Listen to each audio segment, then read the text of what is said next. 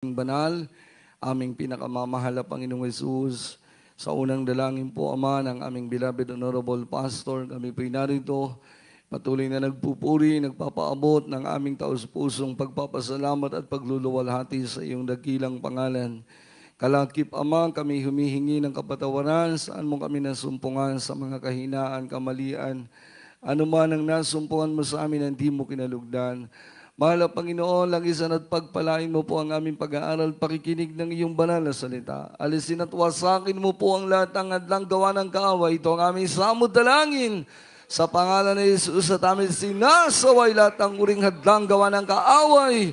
Cast out in Jesus' name. Demos of all hindrances, cast out in Jesus' name. Hallelujah, in Jesus' name. Amen and amen. Praise the Lord. Hallelujah. God bless you po. Makabalik po kayo sa inyong upuan. Tayo po magpapatuloy mga minamahal. At tayo po nagpapaabot ng mataas na pagpupuri, pagluluwalhati, pagdakilan, pagsamba sa ating nag-iisang Diyos, sa ating pinakamamahal na Panginoong Hesus. At patuloy tayong nagbibigay galang, bumabati po sa ating dearly beloved and honorable evangelist Wildy Israda Almeida, the end-time prophet of our loving God and His beloved children, to the beloved Almeida family. Praise God. At di po natin makakalimutan ang mga ginintuan turo at aral ng ating beloved Honorable Assistant Pastor Lina C. Almeida, ating pong beloved Mama Dear. Sa inyong lahat, mga minamahal, isa pong mapagpalang araw ng linggo. Palakpakan natin ang ating mahal na Panginoon. Praise God.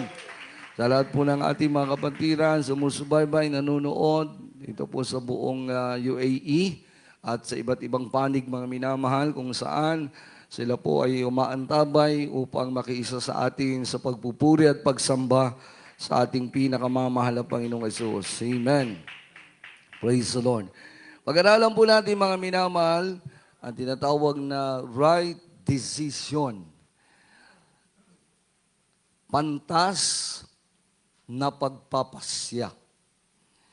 Buksan po natin mga minamahal ang ating banal na kasulatan. Dito po tayo sa Proverbs chapter 23 verse 15. From the book of Proverbs chapter 23 verse 15. My son, if thine heart be wise, my heart shall replace even mine. Amen. Amen. Palakpakan muna natin ang ating mabait na Diyos. Lahat magsabing, praise the Lord. Praise the Lord. Kanina pa po kayo pinapansin ni Brother Angel kasi parang matamlay po kayo. Nahihinaan ba kayo sa aircon? Kaya kayo matamlay? O nagugutom na kayo? Nagugutom na ba? Nauuhaw na? Sa paglilingkod sa Diyos, yun ang gusto ng mahal na Panginoon. Lagi tayong uhaw. Lagi tayong gutom. Ibig sabihin, lagi nating ninanais na makasama at makapiling natin ang ating mahal na Panginoon. Uhaw tayo sa salita ng Diyos. Amen? Gutom tayo sa katuwiran. Ibig sabihin, ninanais po natin na lagi nating mapakinggan ang katuwiran ng ating mabait na Diyos. Hallelujah. Kaya, maminamahal, bawal ang malungkot. Bawal din ang nakasimangot. Amen? Dapat ang Kristiyano laging masaya. Kahit may mga problema, mayroong pagsubok sa buhay, ang Kristiyanong totoo ay masaya. Rejoice evermore. Amen? Magalak tayong palagi, mga minamahal. Amen. Lalo na pag nasa banal na gawain tayo ng ating pinakamamahal na Panginoon. Nasa banal na gawain tayo ng ating mabait na Diyos. Amen. Wala tayo sa kasalan, wala tayo sa bertian, lalo tigit wala tayo sa lamayan. Amen.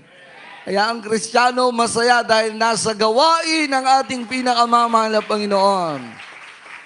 Mga minamahal, magkahiwa-hiwalay man ang sino man, darating ang isang araw, magsasama-sama tayong muli sa piling na ng ating pinakamamahal na Panginoon. Praise the Lord. Hallelujah. Lahat magsabing, praise the Lord. Sabi ng ating nabasa mga minamahal, anak ko, kung ang iyong puso ay magpakapantas, ang puso ko'y matutuwa sa mga tuwid bagay ang akin. Sabi ng ating mahal na Panginoon, kung ang kanyang mga anak, ang kanyang mga lingkod, tayo na mga Kristiyano, ang sabi diyan ay magkaroon tayo ng pusong pantas. Ang mahal na Panginoon po, ang puso ng mahal na Panginoon ay nalulugod.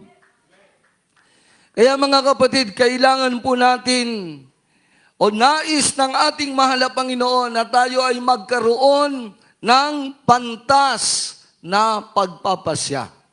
Yung puso natin mga minamahal ay mayroong tamang pagdidesisyon sa buhay natin.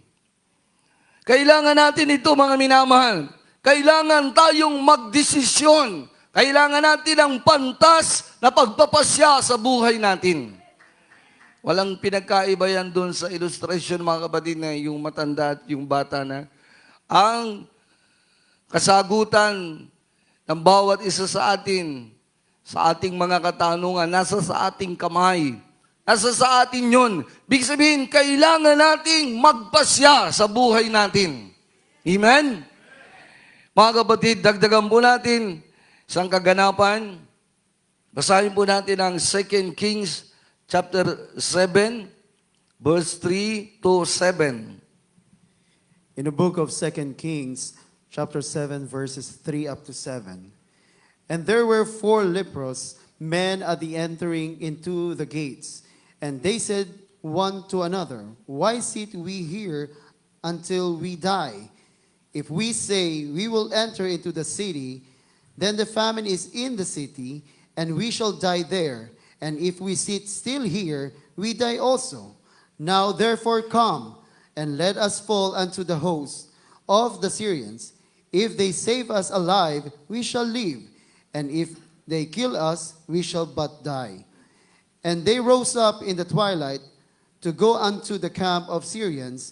And when they were come to the uttermost part of the camp of Syria, behold, there was no man there.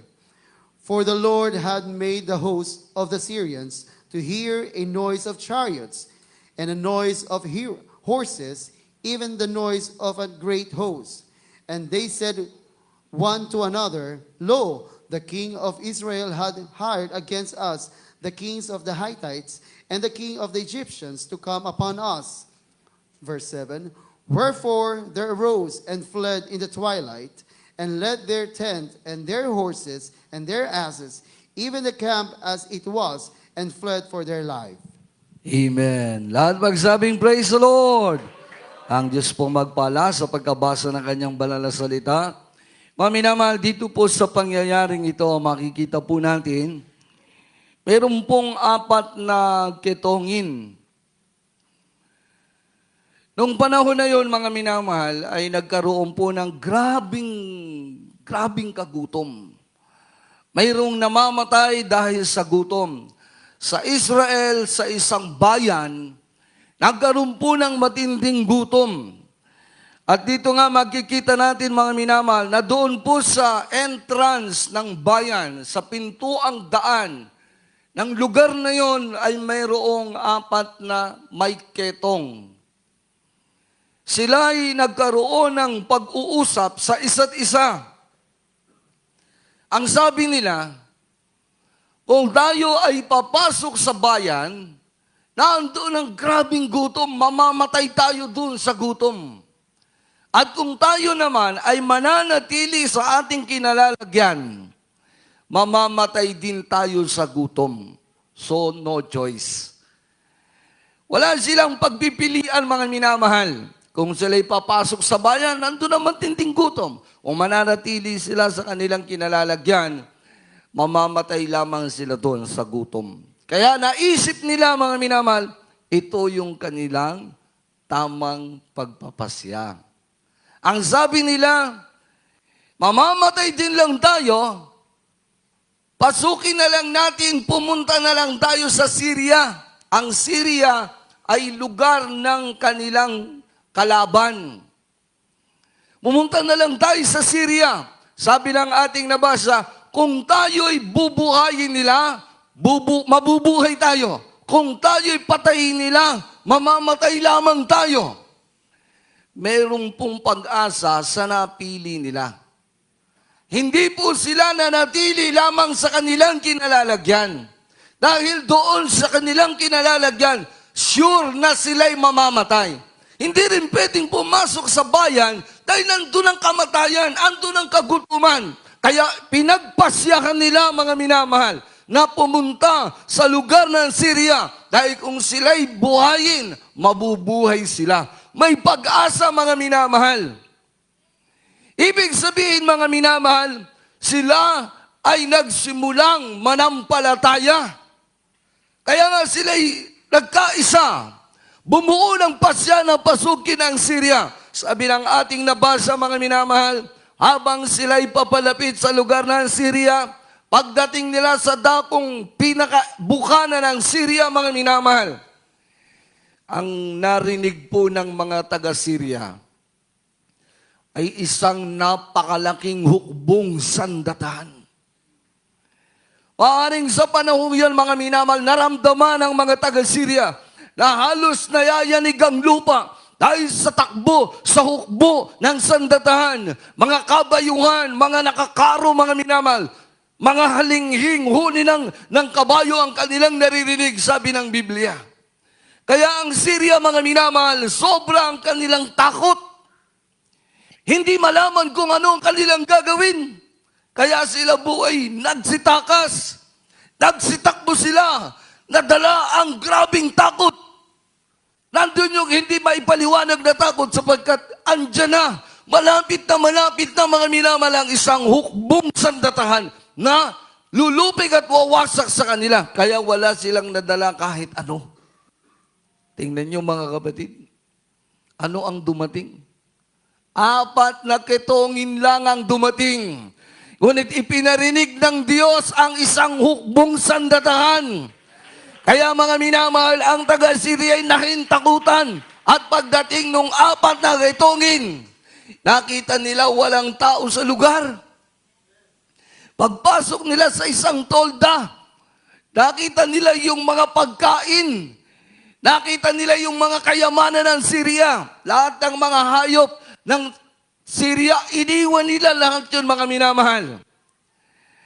Naandoon, mga minamahal, ang pagpapala ng mahal na Panginoon. Kaya kung sabi ng ating nabasa, kung tayo'y magkakaroon ng pusong pantas na pagpapasya, ang Diyos ay malulugod. Ibig sabihin, sa paglilingkod natin sa Diyos, mga minamahal, huwag tayong manatili lamang sa kinalalagyan po natin. Ang ibig sabihin, kinakailangan tayo magpasya, magdesisyon sa buhay natin, mga minamahal. Kung baga tayo ay pasulong, hindi po tayo paatras sa paglilingkod natin sa mahal na Panginoon. Paabang di po tayo, pasyahan po natin, mga minamahal, na anuman ang magyari, dahil yun ang ginawa ng 4 na ketongin. Anuman ang kanilang kasasapitan, kinakailangan sila'y kumilos. Kaya sila'y nagkaisa, nagpasya, nagdesisyon na pasukin ang Syria.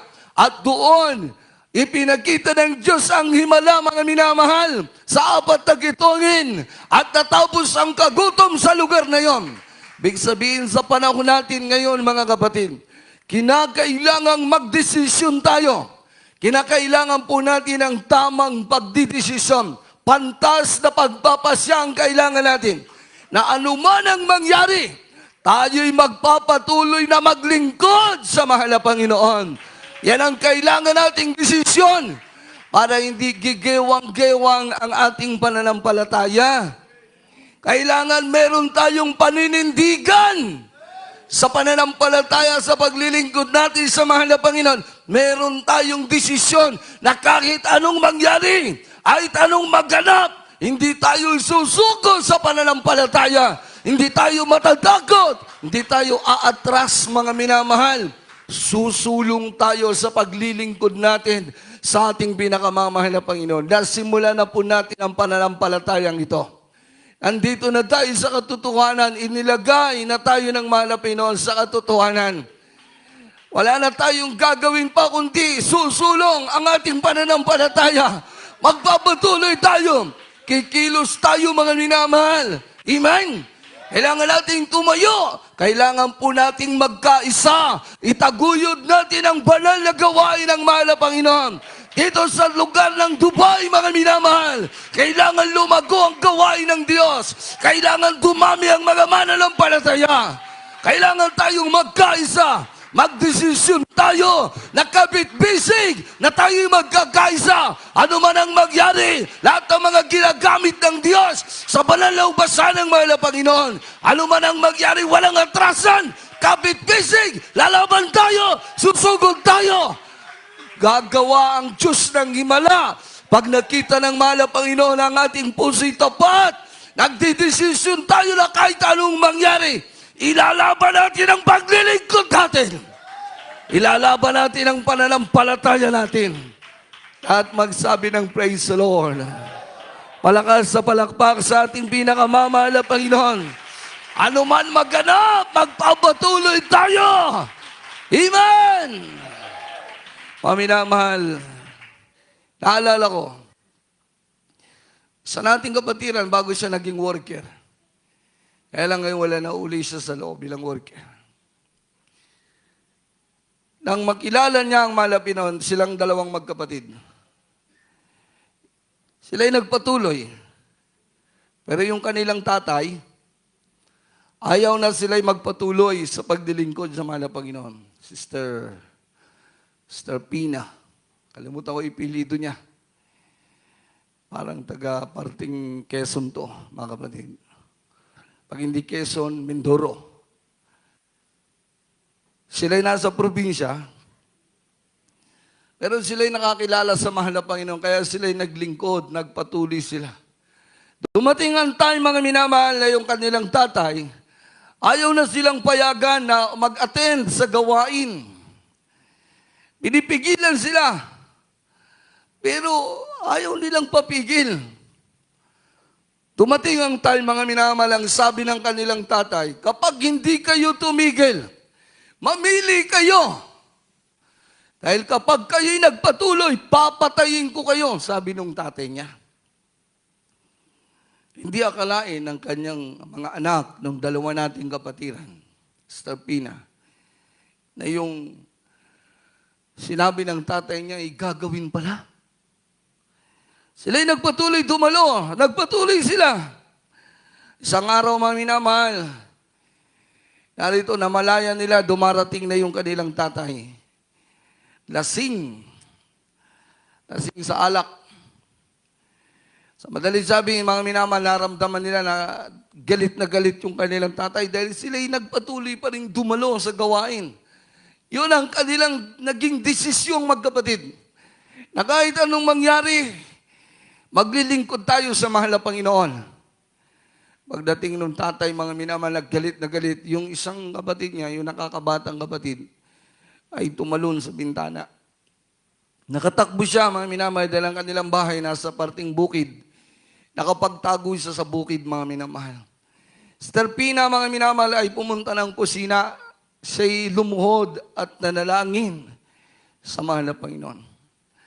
Hindi inaasahan, mga minamahal, siya'y nilapitan ng kanyang tatay at hinampas po siya ng isang matigas na bagay.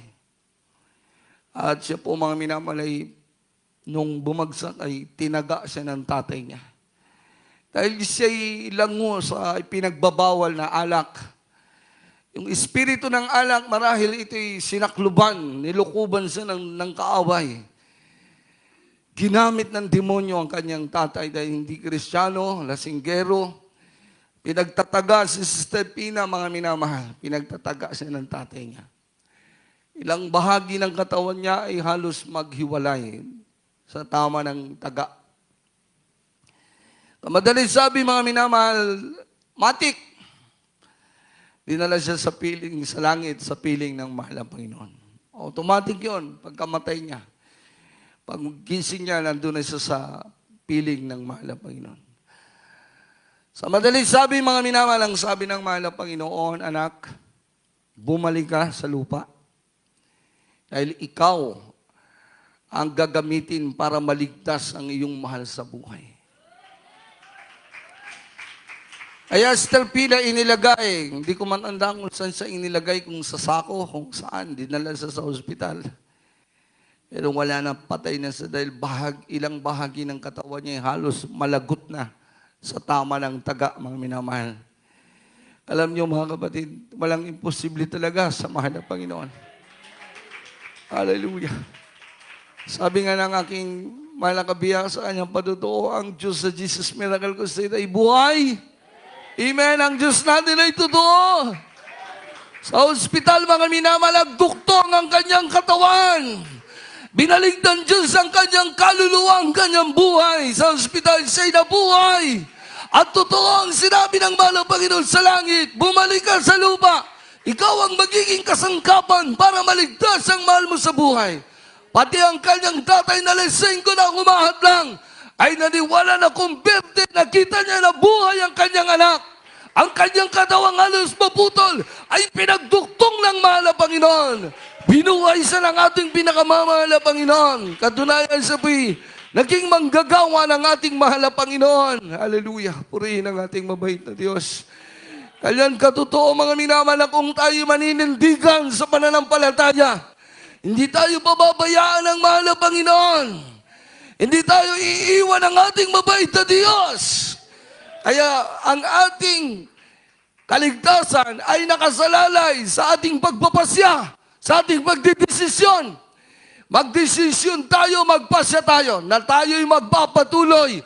Ano man ang mangyari, wala man tayo sa bansa natin, saan man tayo makarating, mga minamahal, tayo'y magpapatuloy na maglingkod sa mahal na Panginoon. Kailangan natin kumapit na mainam sa pananampalataya. Amen? Kumapit tayong matibay sa ating pananampalataya. Habang yung mga ngaso ay nangangaso sa kagubatan, napagod siya. Napagod. Siya inaupo at sumandal sa isang puno. At siya po'y naidlip. Bigla siyang nagising. Nagulat siya. Nagising siya.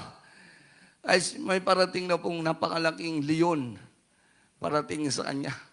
Ay nagulat siya. Alip na yung baril niya ay madampot niya.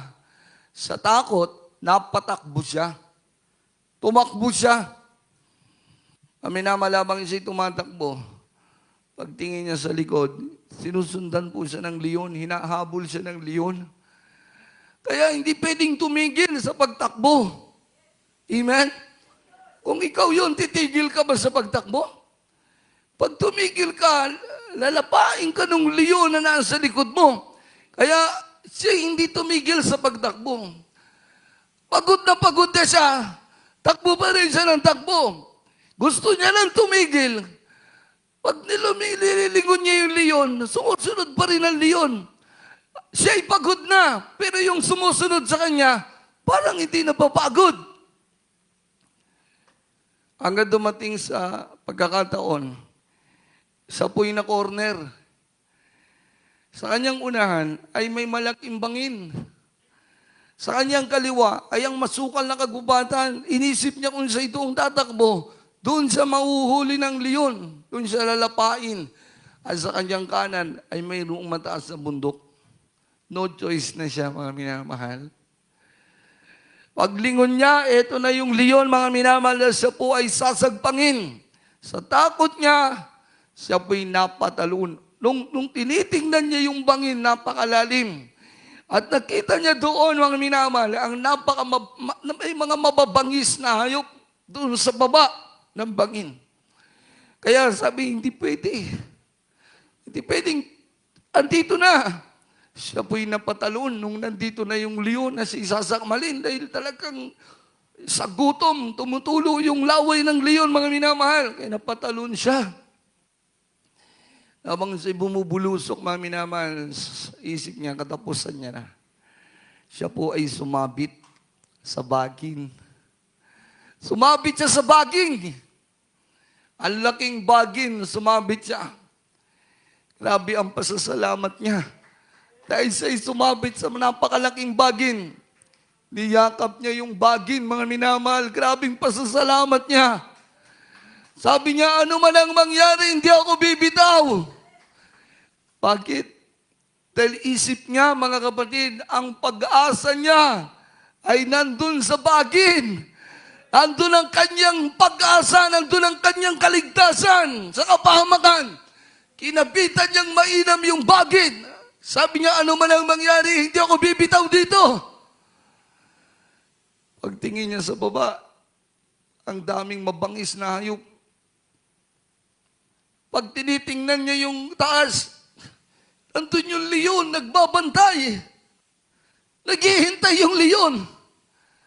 Sabi niya, magpapalipas ako ng gabi. Ano man ang mangyari, hindi ako bibitaw dahil ito ang aking pag-asa. So kinapitan niyang mabuti yung baging. Paglipas ng ilang oras, may nalalaglag na dumi sa kanya. Pagtingala niya, mga minamahal, napakalaking daga. Kinakagat ang puno ng bagin. Kinakagat yung puno ng bagin, pero sabi niya, basta ano man ang mangyari, hindi ako bibitaw sa bagin. Siguro kung tayo po yun, ganun din ang ating gagawin. Amen? Paminamahal sa buhay natin na mag-Kristiyano, patuloy tayo naglalakbay patungo sa buhay na walang hanggan. Kumbaga tayo tumatakbo, nagigipagbaka tayo. Hindi tayo pwedeng tumigil, mga minamahal, sa paglilingkod sa Diyos, ano man ang mangyari. Kahit minsan pagod na tayo, mga minamahal, hindi tayo pwedeng tumigil. Bagamat, mga minamahal, ang mga pagsubok ay patuloy na sumusunod. Patuloy ang pagsubok na sumusunod sa atin. Nawaring nais tayong lapain, nais tayong pabitawin sa pananampalataya natin.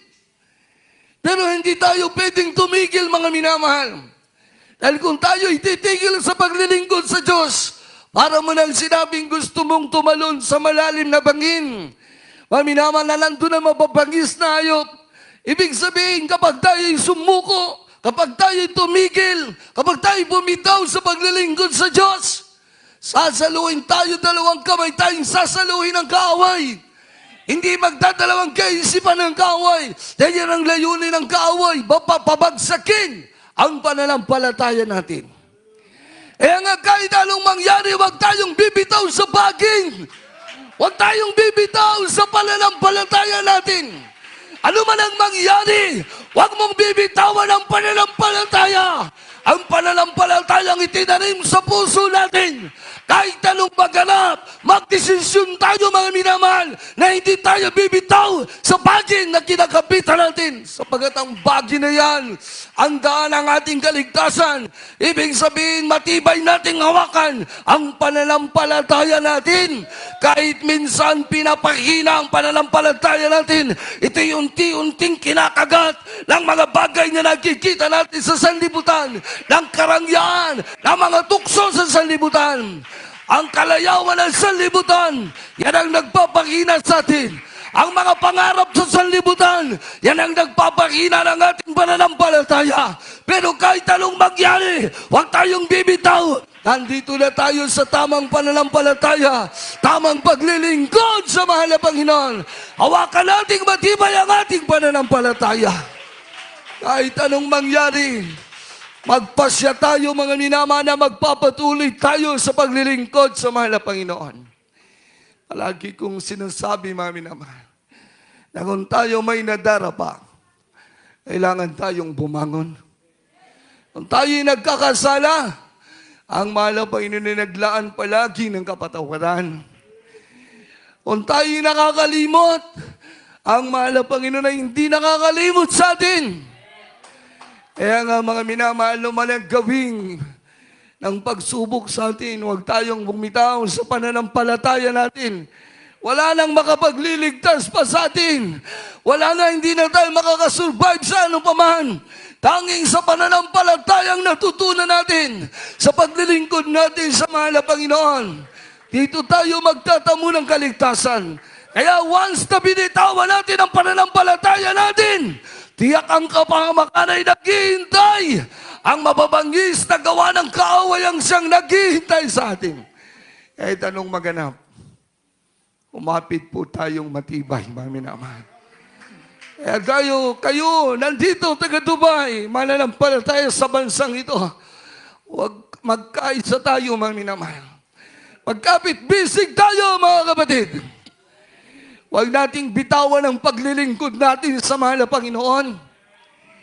Maraming nalalaglag, maraming nawawala. Bakit? Nahikayat sila ng sanlibutan. Nakita nila ang karangyaan sa sanlibutan, ang patutuo kanina. Pinangarap niya na lahat. Maranasan niya ang kasaganaan sa mundo, yun ang pangarap niya. Pero nang siya'y piliin at tawagin ng mahal na Panginoon, inalis yan ang mahal na Panginoon sa kanyang puso at isipan. Ang tanging layunin niya ngayon ay paglingkuran, palugdan ng ating pinakamamahal na Panginoon. Ingatan ang pananampalatayang ibinigay sa atin. Ingatan ang tungkuling iniatang ng mahal na Panginoon sa ating mga balikat.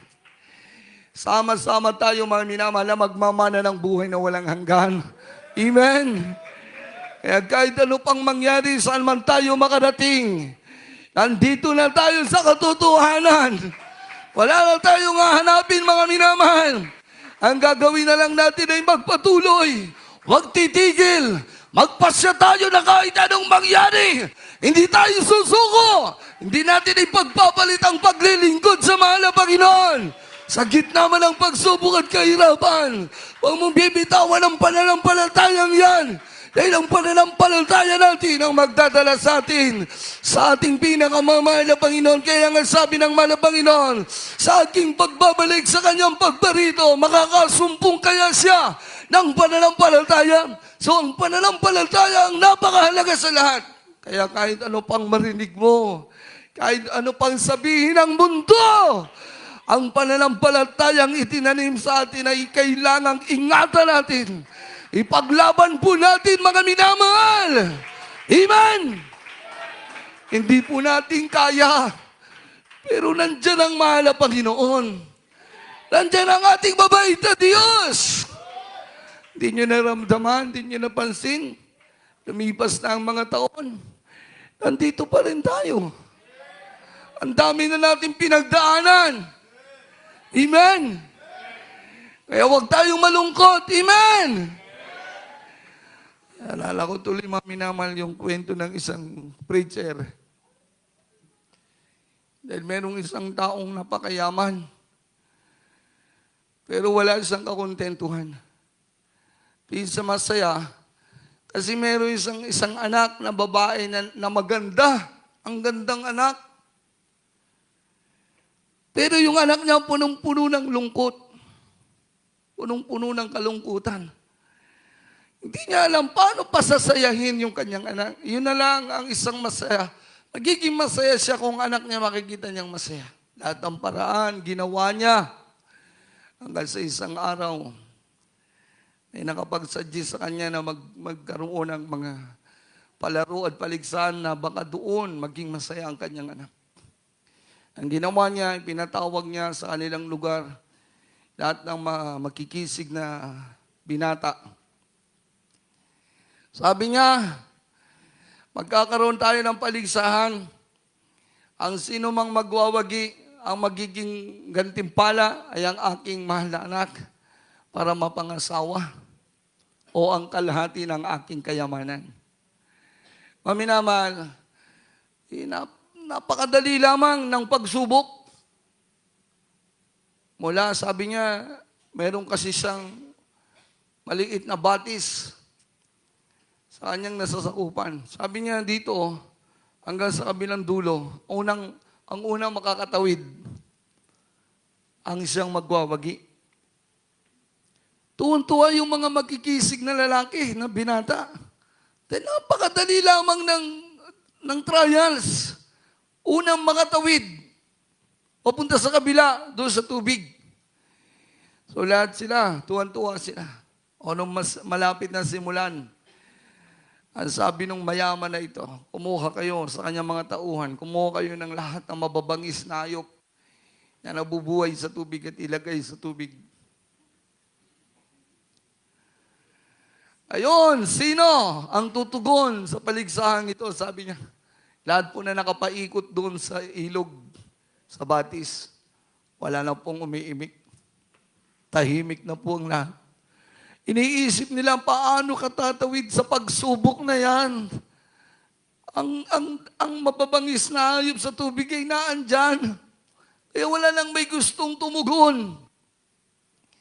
Habang tahimik ang lahat, biglang may tumalo na isa. Alam niyo mga kapatid, pagtalo niya, ang bilis. Andun agad siya sa kabila. Dahil sa takot, pag-ahon niya mga minamahal, sobrang pagod. Talagang napakabilis niya. Lalong nagulat, nataranta yung mga nanunood. Napakabilis. Hindi siya napahamak. Pag-ahon niya, nanginginig ang kanyang katawan.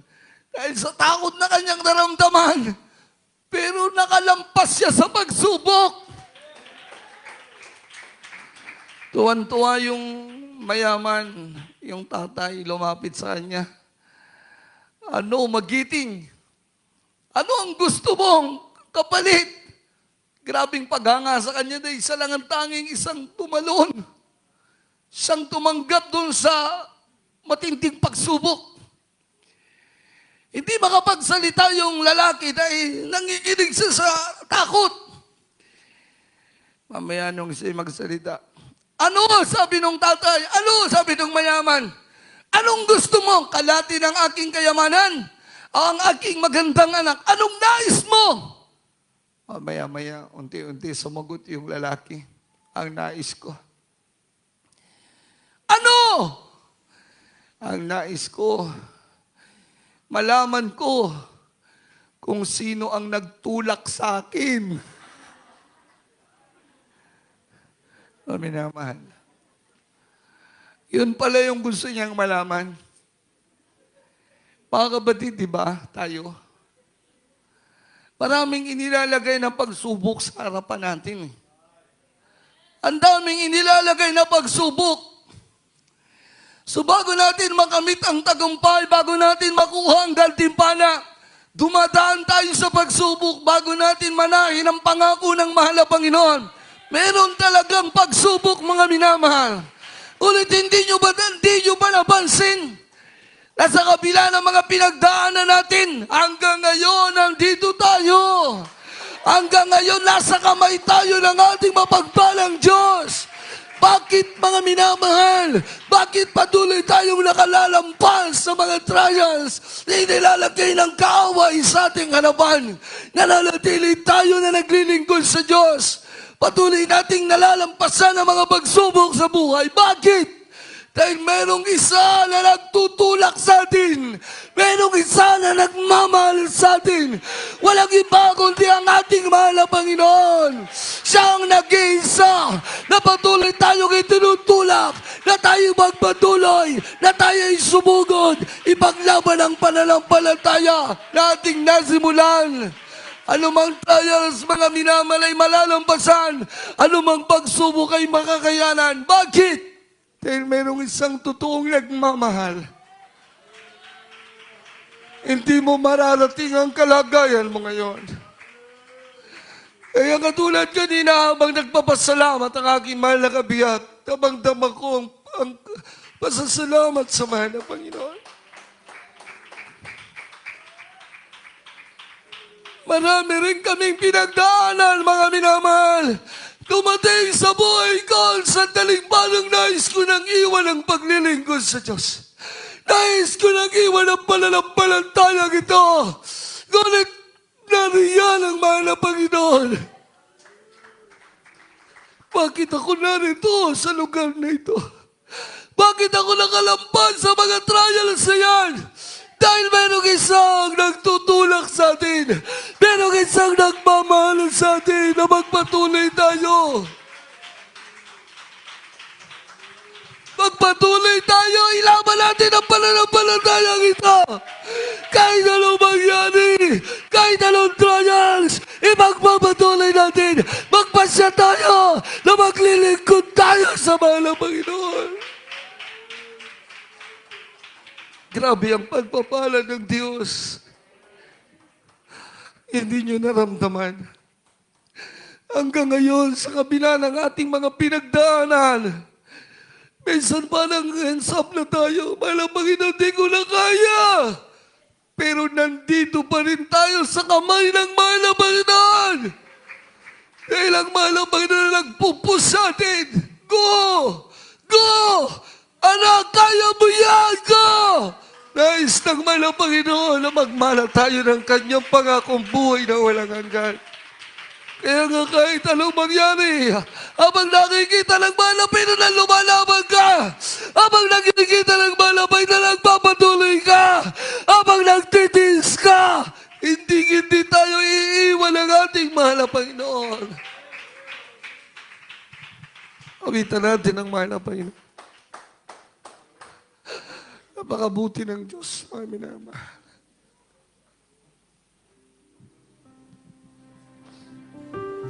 Kung sagana sa atin, hindi natin kaya, mga minamahal. Hindi natin kaya, pero ang mahal na Panginoon nandyan. Siya ang nagbibigay sa atin ng lakas.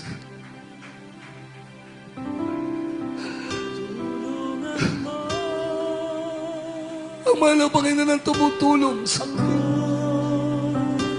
Siya ang nagbibigay ng kakayanan, hindi man natin kaya. Kaya't huwag kang susuko, kapatid, huwag kang susuko. Magpatuloy tayo, mga minamahal, magpatuloy. Ipaglaban natin, manindigan tayo, na kahit anong mangyari, magpapatuloy tayong maglingkod sa mga na Panginoon. Grabe ang pagpapala ng Diyos.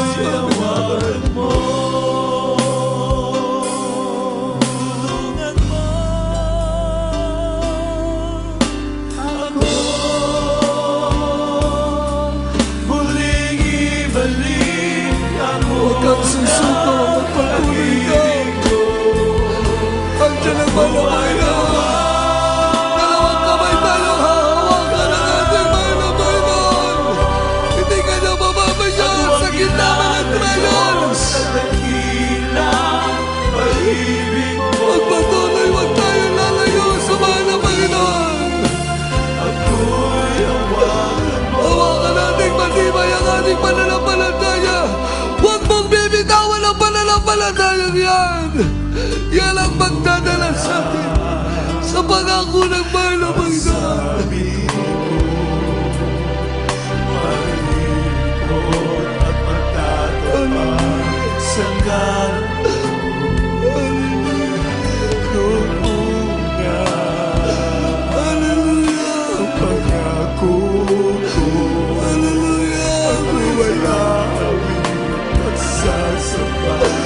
Hallelujah! Praise the Lord!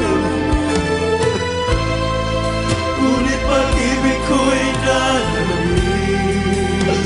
Hallelujah! Nagtiwala sa sarili.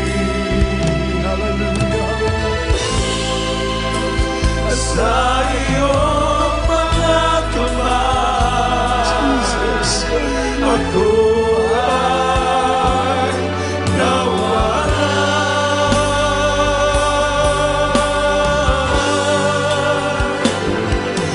Tulungan mo ako, muling ibalik ang unang pag-ibig ko. Ako ay hawakan mo at huwag ilalayo sa dakila ang ibig ko sa ako'y hawakan mo. Tulungan mo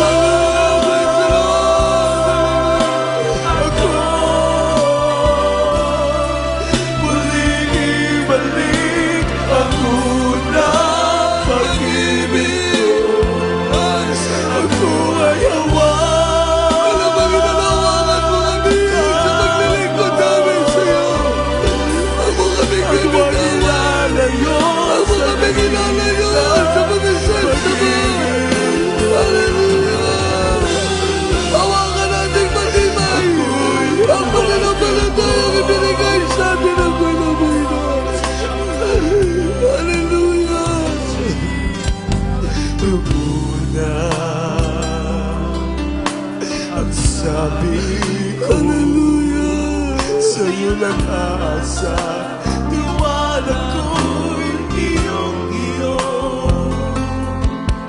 Noong una, ang sabi ko, di iiwan, di lalayo sa tungkulin ko sa'yo.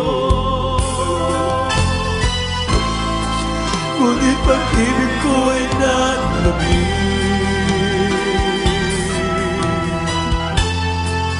nagtiwala sa sarili. Hallelujah, hallelujah.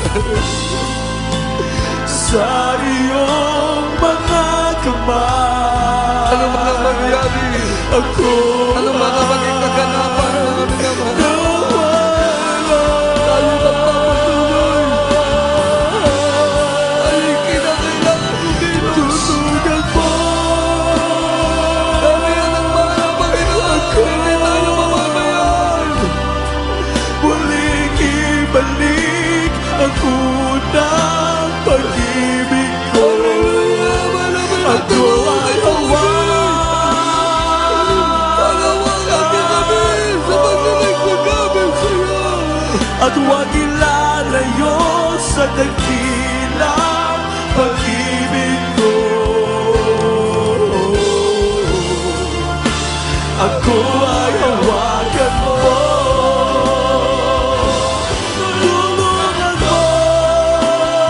Hallelujah! Ako Praise the Lord! Praise the Lord! muling ibalik ang unang pag-ibig ko.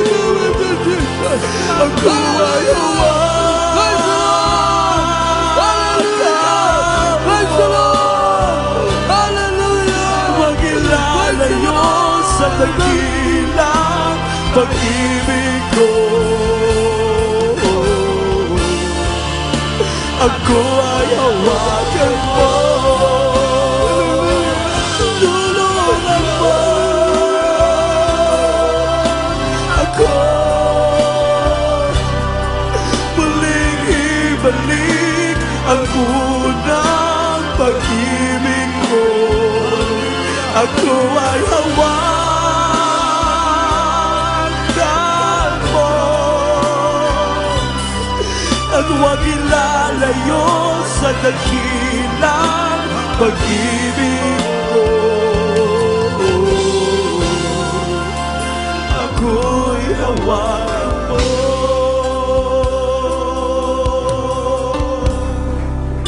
Praise the Lord. Hallelujah. Ang minamahal. Habang patuloy niyong nararamdaman ang matamis na presensya ng mahal na Panginoon, sariwain natin ang kadakilaan ng Diyos sa ating buhay. Ang kabutihan ng mahal na Panginoon.